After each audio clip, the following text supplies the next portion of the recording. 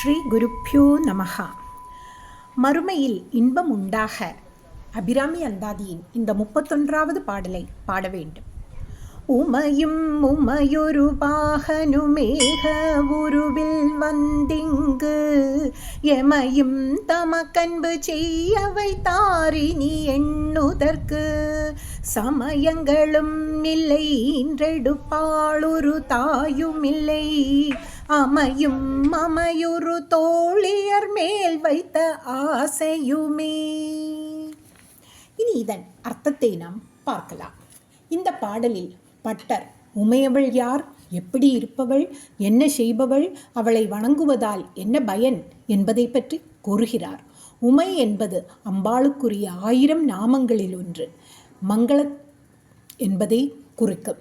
உமையொரு பாகன் என்பது சிவபெருமான். அம்பாளின் சரீரத்தில் வலது பாகத்தில் சுவாமி அமர்ந்துள்ளதால்